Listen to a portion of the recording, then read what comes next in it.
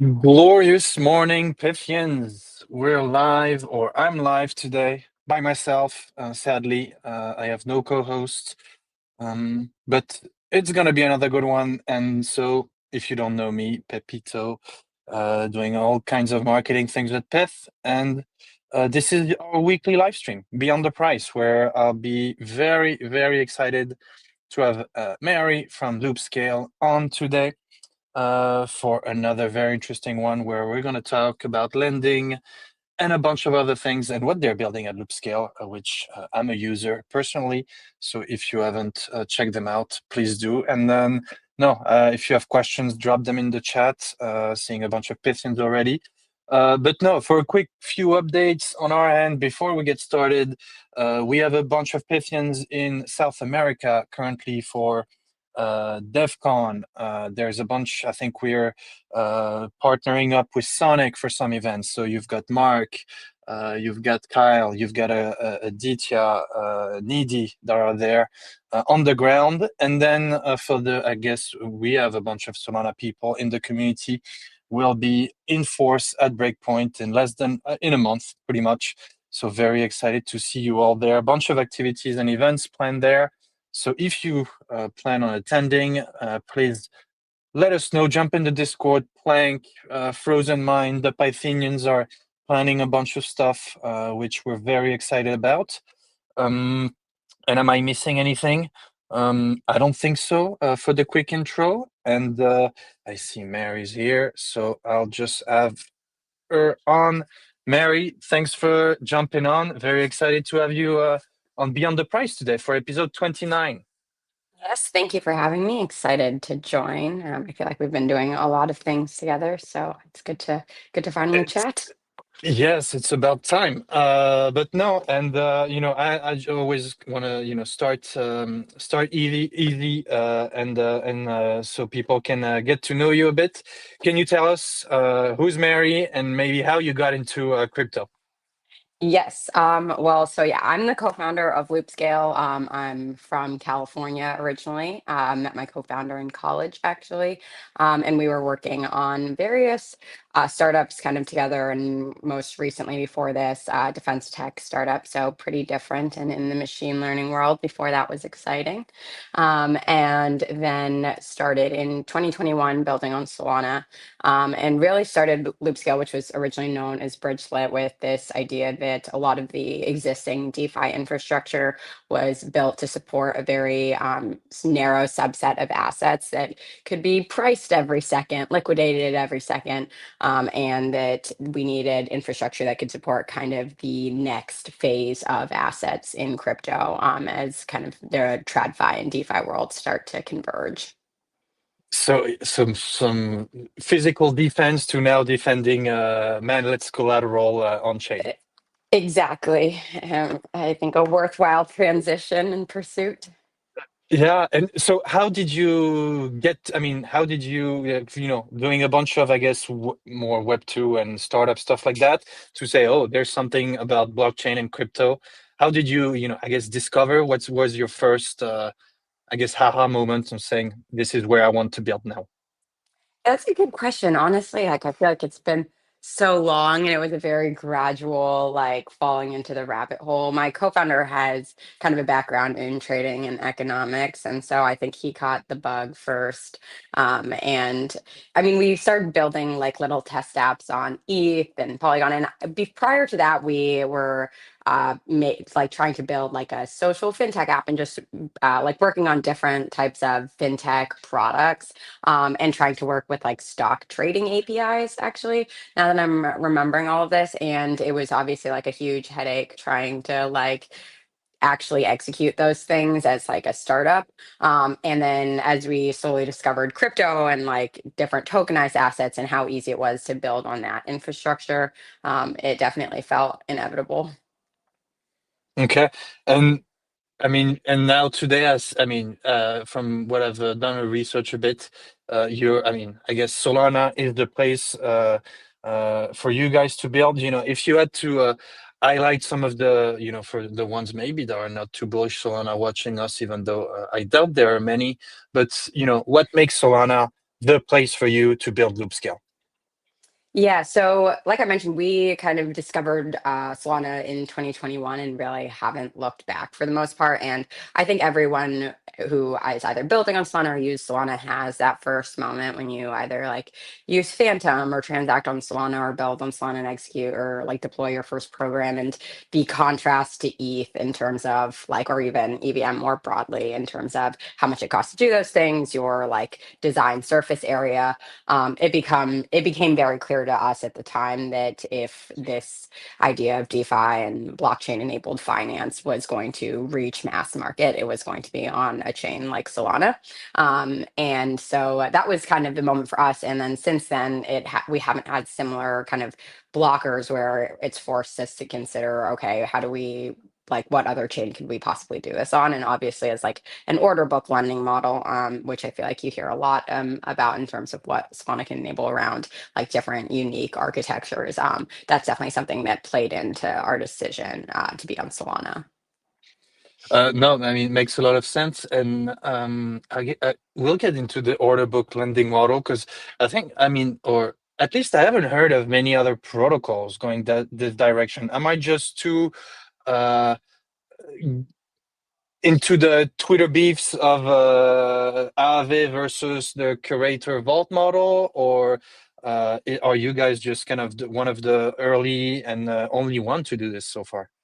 Yeah, as far as I know, we're the only ones doing, especially kind of in the style that we're doing the order book right now. There's actually Morpho announced their V2, which isn't live yet earlier this year, and their V2 architecture has a lot of similarities to Loopscale's current architecture, and so that was something really cool and exciting to see, of course. But there's been a few different attempts in the past, even on Solana. I think something that was a big catalyst for us and like our was like enabling for our recent traction has been this idea that we now, for the first time on Solana, have a need for one, the ability to support a ton of new assets. Like if you tried to do this 3 years ago, you had maybe like two or three blue chip assets that were reasonable to borrow and lend against.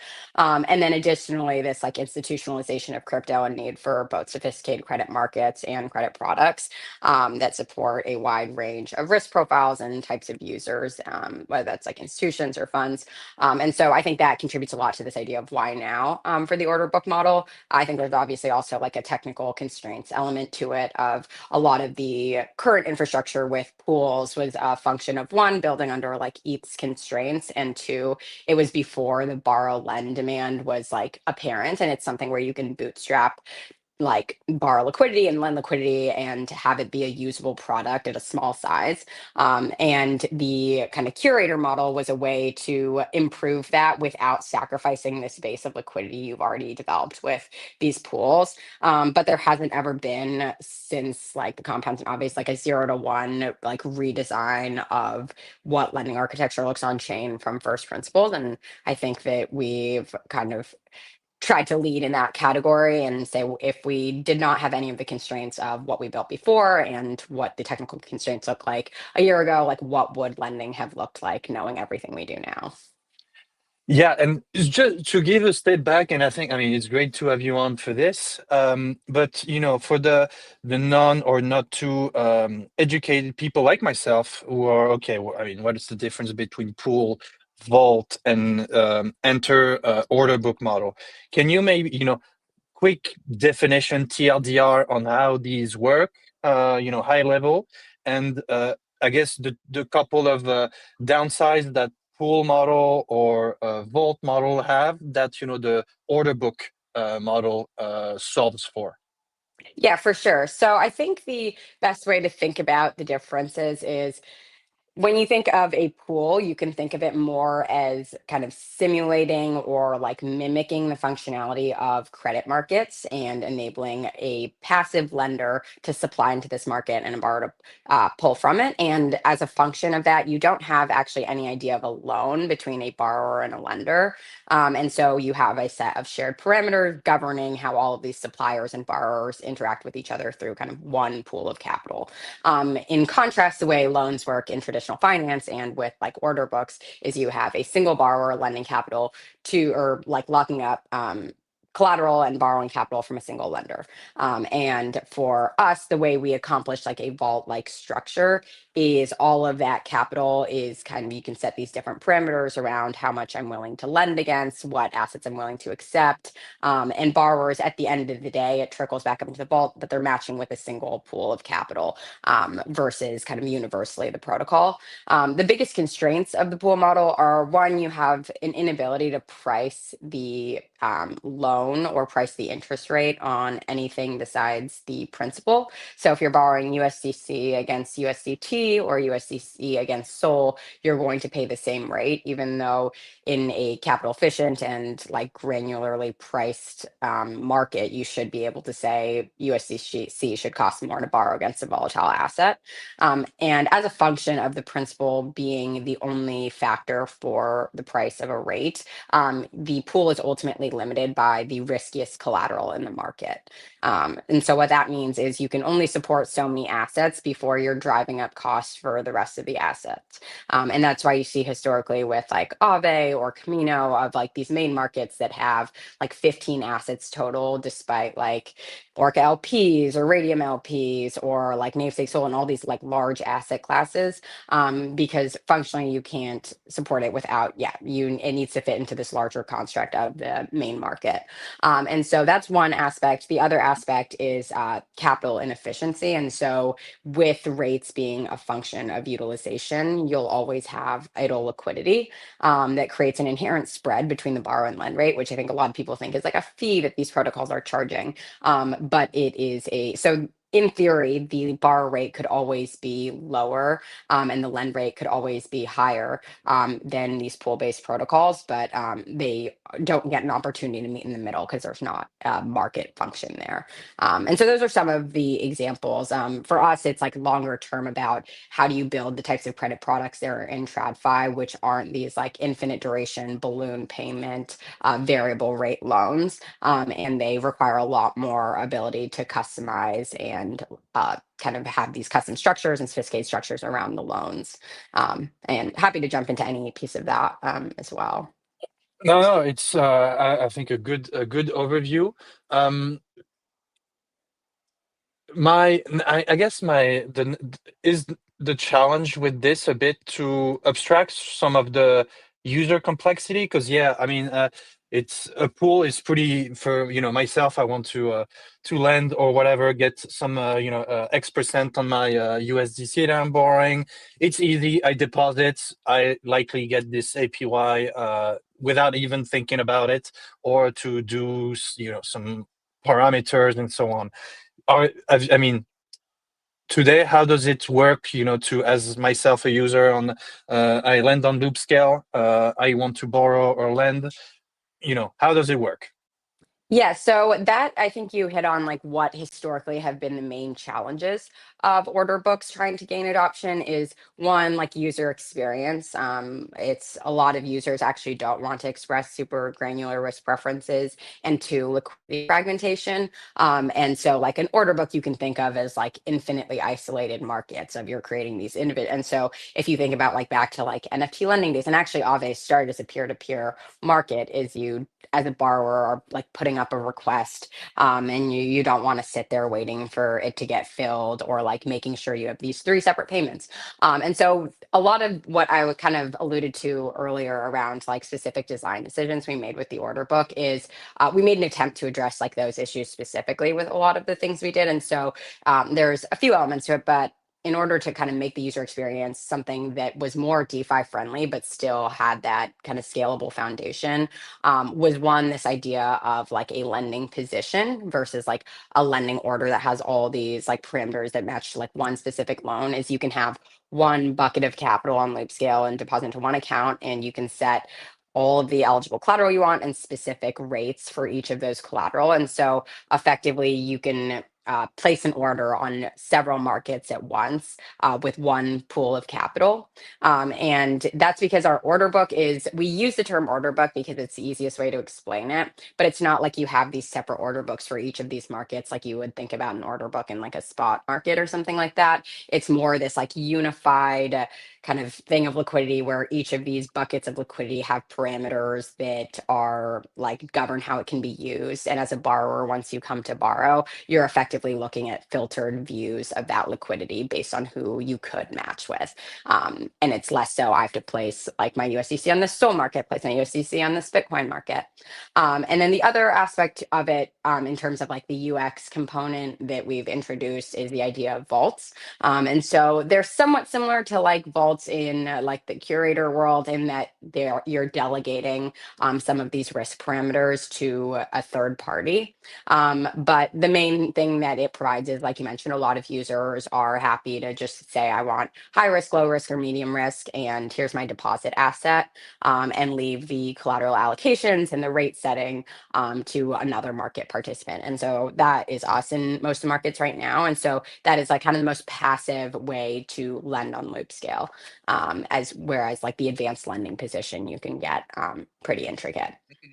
Yeah, no, very cool. And I was actually earlier checking the advanced lending stuff to kind of get a gist of it. But it's, I mean, very cool and slick design that I could get around pretty easily. Even my smooth brains can Well, could I'm get glad to around it. hear that. It's secretly my favorite feature. I mean, most lenders definitely opt for the vaults, but I'm hopeful that in the next like 1 to 5 years it will be a more significantly used part of the product. And actually, with this comes the question to mind: is who do you optimize for in terms of users? Or do you want, I mean, I think I probably have the answer, but do you want the big whale to say, hey, I'm gonna come on Loopscale to, be pretty complex and sophisticated users that kind of know their way around the product, or, to be a more of a, okay, anyone can, quickly in 5 minutes kind of uh, lend or borrow a bit less, but, get a more broad approach to user acquisition and retention. Yeah, I would say so. Undoubtedly, our product is tailored towards like a borrower that is more sensitive to rates or wants to do something like leverage market making, or as a lender has more of an interest in like having a higher risk adjusted yield or expressing risk preferences. So it would be lying to say that it's not like tailored and our differentiation doesn't specifically attract those types of users. But I think something we learned prior into like the launch of Loopscale, when we were exclusively focused on this RWA and institutional market, is it's very much a balance that you have to strike with the product and who you're building for, especially in the early days. And especially in crypto, I don't think it's possible to build a really strong institutional ready brand without having kind of proved your foundation with so-called like retail or kind of just the general DeFi users. And so I think internally we very much like are constantly thinking about both, and we want to differentiate for like this more like whale or sophisticated DeFi user. But at the end of the day, a lot of those benefits and like lower rates and higher risk adjusted yield trickle down into retail, and we do care about having like a really smooth and easy to access experience, because right now that is like where the majority of crypto users are and where the majority of liquidity is. And so it would be mistaken to neglect that entirely. No, no, makes sense. And no, and I think one of the other, I think that an order book, as I think you outlined, enables is to be a bit more flexible and offer a bunch of different products that others can't. I know that I was a big user on the flash trade FLP, I mean the FLP looping stuff.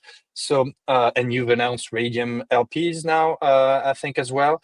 Uh, as though, I mean, what's the strategy? Do you see, like, has the adoption been really, interesting on that front, where now I guess my idle liquidity that I was providing in the whatever meme liquid FLP asset, I can make the most out of it?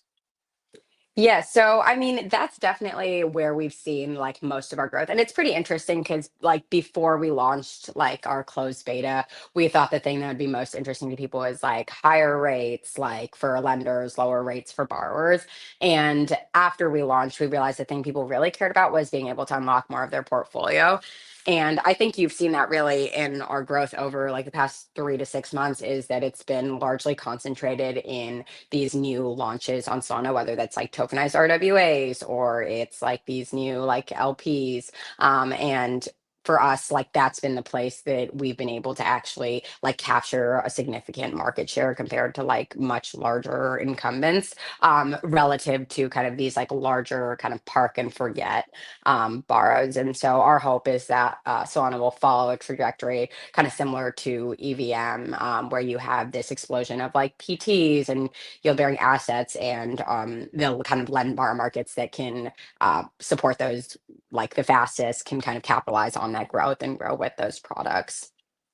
Yeah, because I was actually you guys have a bunch of PTs and stuff that I didn't know even existed. So that's pretty cool. Yeah, the people love Always, their yeah, PTs. make the most out of your few dollars on chain. That I mean that's amazing.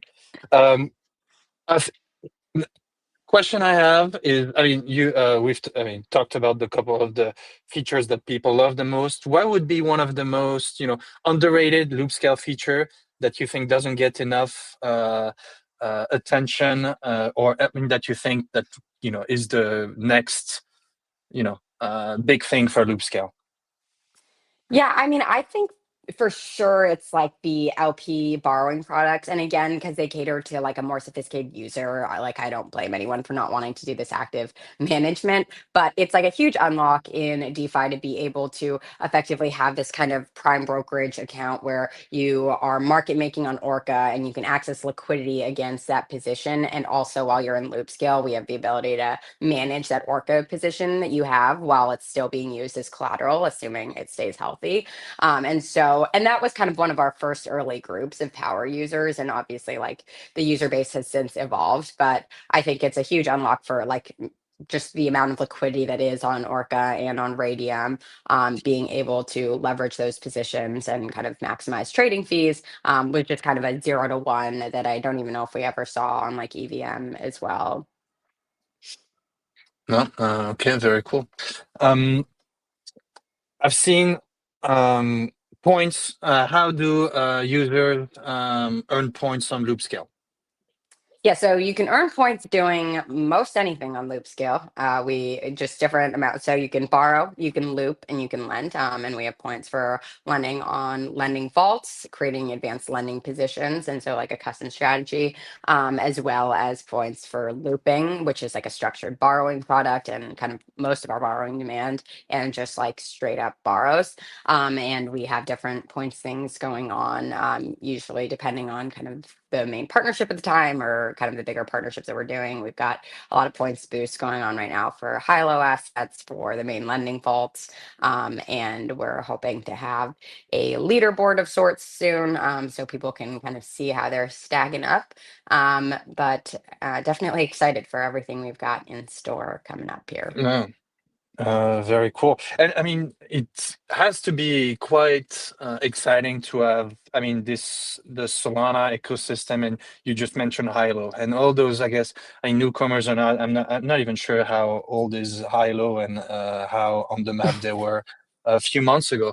But this multiplies loop scales opportunities and stuff to I mean grow as part of a big network. How have you found working with all these projects, protocols, to bolster, I mean, uh, help each other out, type of way?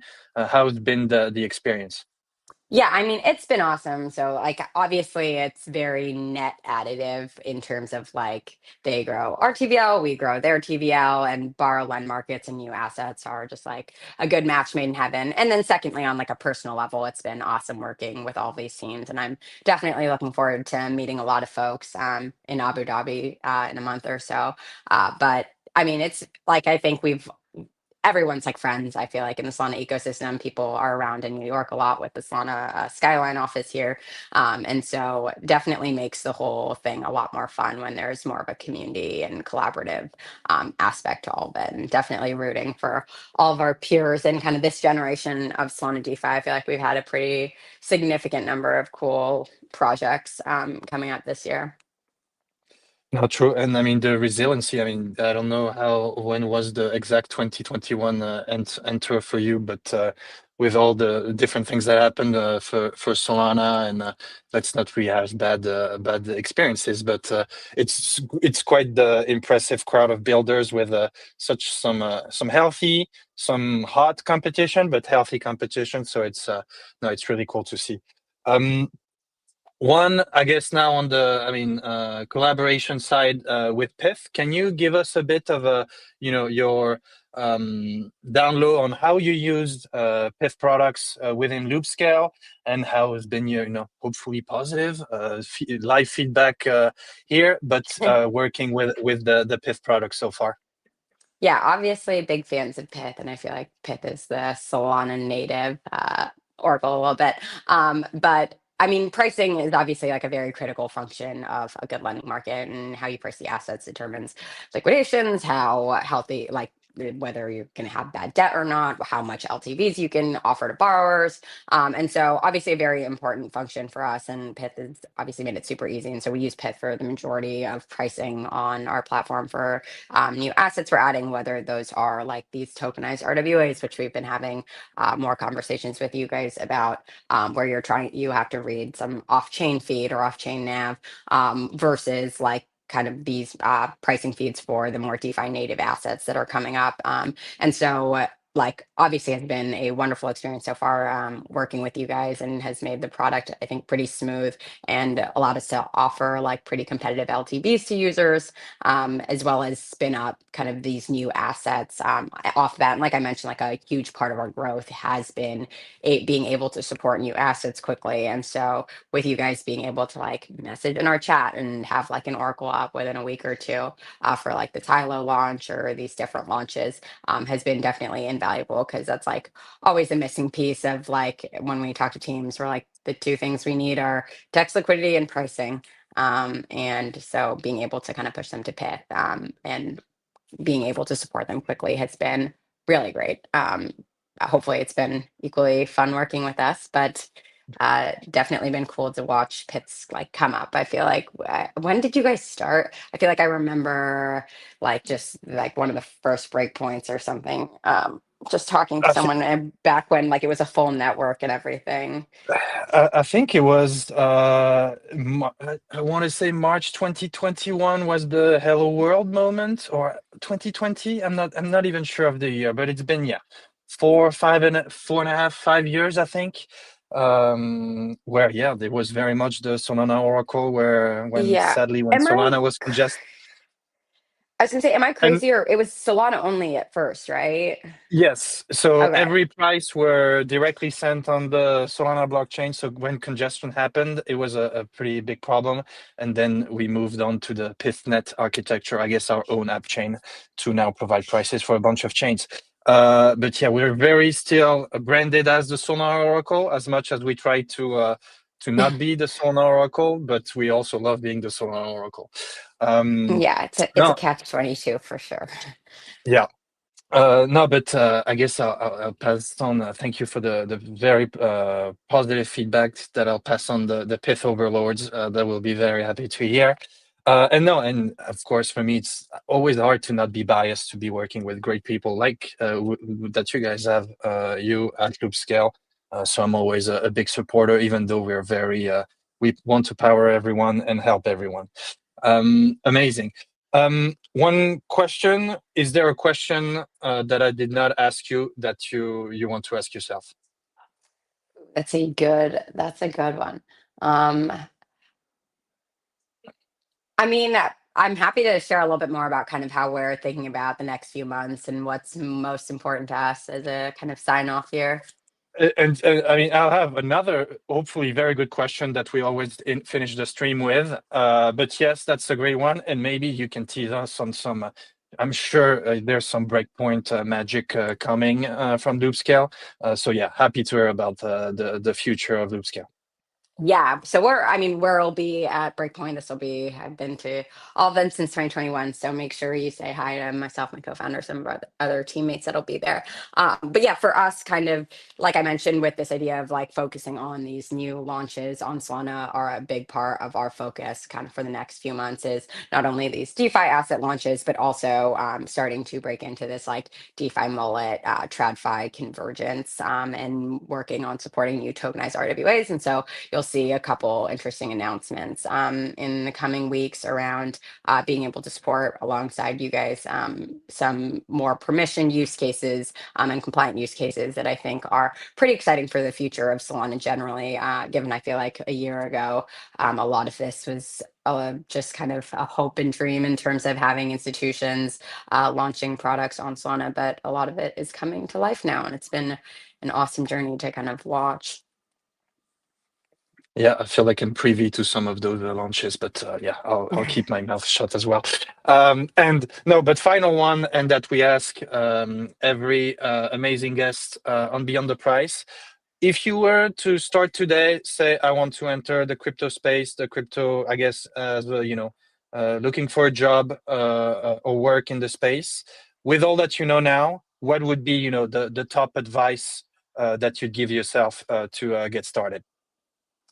Yeah, I would say my top advice is around like one, going deep and really like understanding some specific application or like sub vertical within DeFi or crypto that you're really excited about, and trying to differentiate on that. Like the space is so big, you have to pick in order to be able to actually stand out. And then also like getting on Twitter more. I think I kind of resisted it for as long as I possibly could, but now that I've made the leap into like tweeting more and talking more about our product, it's definitely been clear how many people you can reach. And it's a really great tool to both reach users and new companies and people, that I think a lot of people feel like, oh, it's not really work. But I think at the same time, it's like it's a huge unlock that as an industry, we do have this kind of even playing field in terms of reaching people, and anyone will respond to any DM, which I think is awesome.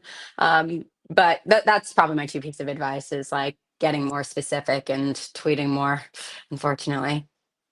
Yeah, okay. So TLDR is go into the Loopscale docs, read, understand, and get in there. No, amazing. Yes. Mary, I don't think I have. I think I don't have any other question. Thanks a lot for your time. For your time, really insightful.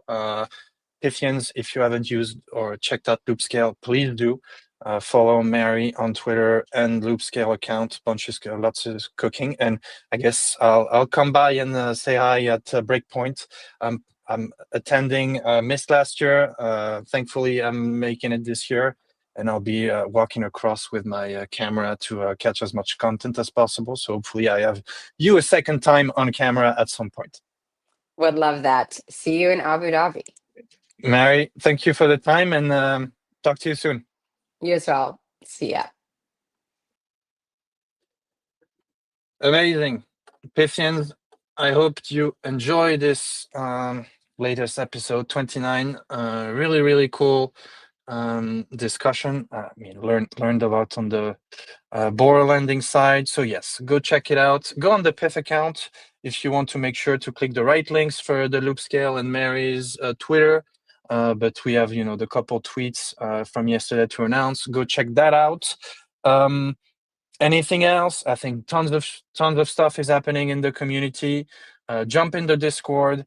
I keep seeing Plank, No Name, just bull posts, a bunch of stuff about what's cooking for the Pythians. So I can only tell you get in there if you have or take your Pyth pills and get in there and you'll like it and you'll be happy. And again, if you plan to attend or if you are in South America right now or plan to attend Breakpoint, drop a message. We'll be around. Bunch of Pythians will be around, looking to have some fun and connect. So that's it for the week. I do not know who's coming on next week. I hope to have a co-host next week to have even more good questions. Hopefully, I did a good job just YOLOing myself here. And yeah, Pythians, Thanks a lot for the time. We love you and talk to you next week.